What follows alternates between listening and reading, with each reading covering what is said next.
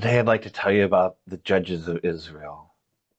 Now, these judges aren't the kind that you would imagine when you hear that word. What happened when the people settled in the promised land is they fell into this pattern. They would be really faithful to God and they would worship God and things would go really well for them.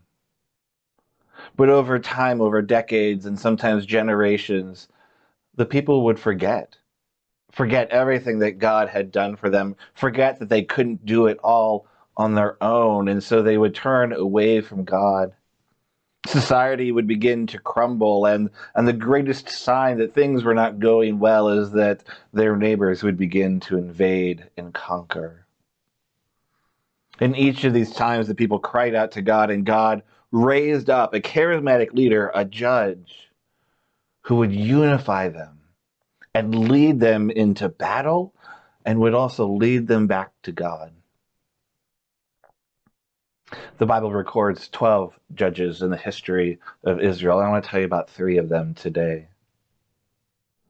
The 4th judge comes when the Canaanites are overwhelming the people of Israel. They pled to God, they cried out to God for help. And God rose up a judge. And surprisingly, it was a woman. At least surprisingly at this time. Her name was Deborah. She was the 4th judge. And people would come to her even before this for wisdom, for answers, for direction, for conflict mediation. And the people came to her looking for guidance, and she gave it. She had a man named Barak gather an army together to challenge the Canaanites. But Barak wouldn't go without Deborah going with them because he knew that she was close to God and trusted her wisdom and discernment. Well, when they went up against the Canaanites, they won. In fact, the story ends kind of oddly with the leader of the Canaanites, Sisera, fleeing and hiding in the tent of a woman named Jael.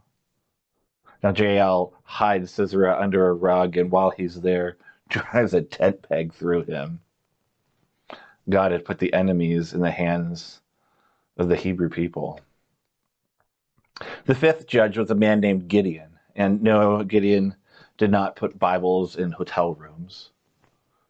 The Midianites had been invading, and an angel appeared to Gideon and said, "The Lord is with you." And Gideon said, "Really? If God is with us, why are the Midianites invading and winning?" Now this angel said, God is doing something. God is sending you. Now Gideon, he doubted that there was anything that he could do. He was from the weakest of the tribes of Israel. But even though he didn't have a lot of confidence in God's plan, he followed directions. He got together a small group of people, just 100. But they pretended to be much larger. At night, they would gather around the encampment of the enemy, and they would light torches all around them, and they would blow trumpets, and they would break jars, and the Midianites ran in fear.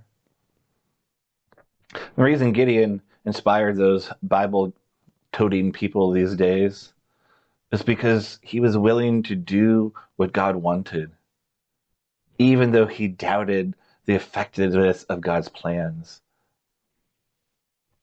Later on, when the Philistines were ruling, had invaded and taken over, the people of Israel prayed to God, and God lifted up Samson, the 12th judge.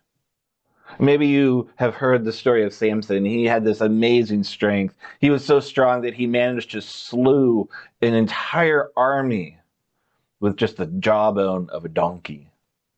I mean, you can't make this stuff up. But the story takes a turn when Samson turns from God and turns to a woman named Delilah. She found out the secret to his strength was in the hair that God had given him. And so she cut it off, and the Philistines captured Samson. They put him on trial, and they tied him to these 2 giant pillars. But what they didn't realize is that God doesn't stop working, and God grew Samson's hair back. And so as he was on trial, he pulled those pillars back together. And he took care of those leaders, and the Philistines were a threat no more. Now, these stories of the judges is not just about each and individual one and what they did, but about the cycles that the people go through. It's the same kind of cycles that we go through today where we forget everything that God has done, that we forget that we need God, and we go our own way. And when we go our own way, it goes poorly until we cry to God for help, and God rescues us. And then we become faithful again, and we go through the whole cycle again. But the thing is that we see in the book of Judges, through the story of these judges, is that God is faithful through it all. That faithfulness is something we're going to actually explore a little bit more tomorrow with the story of Ruth.